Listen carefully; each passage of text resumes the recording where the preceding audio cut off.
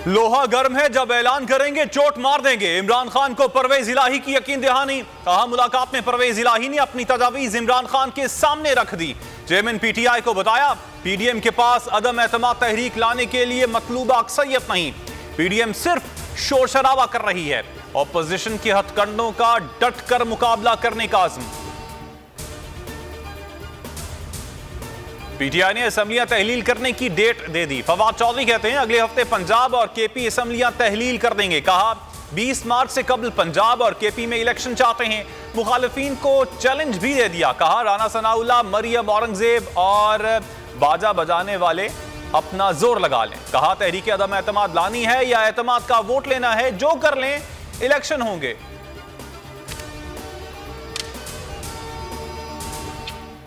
इमरान खान हुक्म देंगे, असेंबली तहलील कर देंगे। वजीर आला खैबर पख्तूनख्वा महमूद खान का दो टोक मौक़िफ़।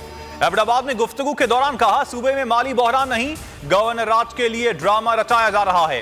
तहरीक इंसाफ के अंदर कोई फॉरवर्ड ब्लॉक नहीं, इलेक्शन की तैयारी भी कर ली है।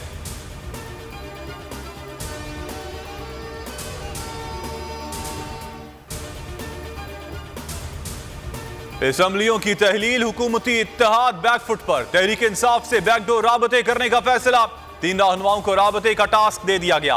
पीटीआई को 10 दिसंबर तक अमल दरामद रोकने पर तैयार किया जाए।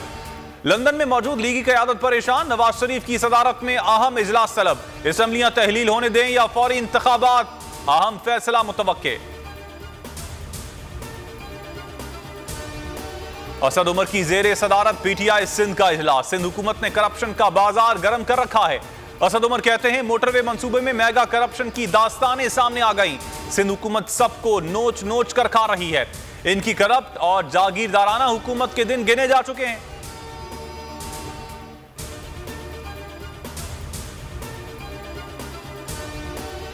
पीडीएम की सियासत खत्म, नून लीग दफन हो जाएगी। शेख रशीद अहमद ने मुस्तकबिल का नक्शा खींच दिया। कहा, जब भी इमरान खान असेंबली तहलील करेंगे तो कोई मेंबर बेवकूफ नहीं जो उसके साथ खड़ा नहीं होगा। लाहौर का फैसला हतमी होगा।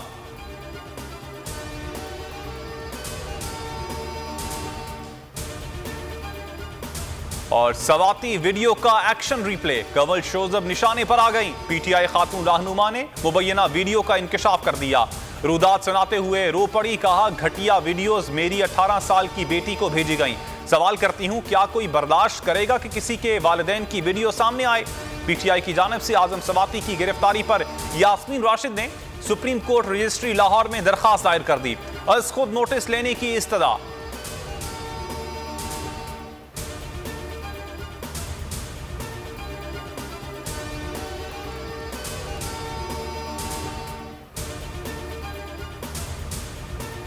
अस्सलाम वालेकुम, आप देख रहे हैं बोल न्यूज और मैं हूं मोहम्मद कामरान। हेडलाइंस आपने जानी। अगर आपको ये वीडियो पसंद आई तो हमारे चैनल को सब्सक्राइब करें और बेल आइकन पर क्लिक करें।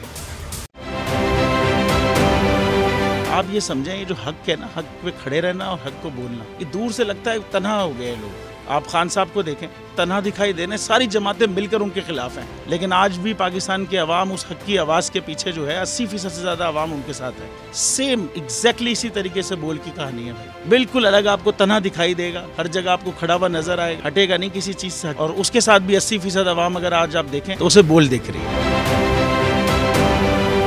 जाली केस है ना, ये हम पे उस वक्त बनाए गए थे जब हुकूमत यही थी, इन्हीं लोगों की हुकूमत थी ना। और ये जाली केस, इनको मैं नहीं कह रहा इस केस को जाली केस, इनको पाकिस्तान में क्या पूरी दुनिया में एक ऐसा शिकायत कुंदा नहीं मिला, एक ऐसा कंप्लेनेंट नहीं मिला जिसने ये कहा हो कि हमारे साथ फ्रॉड हुआ है। तो ये खुद ही बन गए कंप्लेनेंट और ये खुद ही इन्होंने खुद ही इन्वेस्टिगेशन की, उसकी खुद ही तफ्तीश भी की। यानी कि कंप्लेनेंट भी है, इन्वेस्टिगेशन ऑफिसर भी है। और इन द एंड इन्होंने फिर उसके बावजूद ये कोर्ट में जमा कराया कि जी ये केस जाली केस था और इसमें किसी किस्म जो कुछ एग्जैक्ट कर रहा था सब लीगल। ये मेरी बात नहीं है, ये इनके इन्वेस्टिगेशन ऑफिसर की बात। सबसे ज्यादा व्यूज और सबसे ज्यादा रेटिंग के साथ बोल आज भी रहा नंबर 1 पर।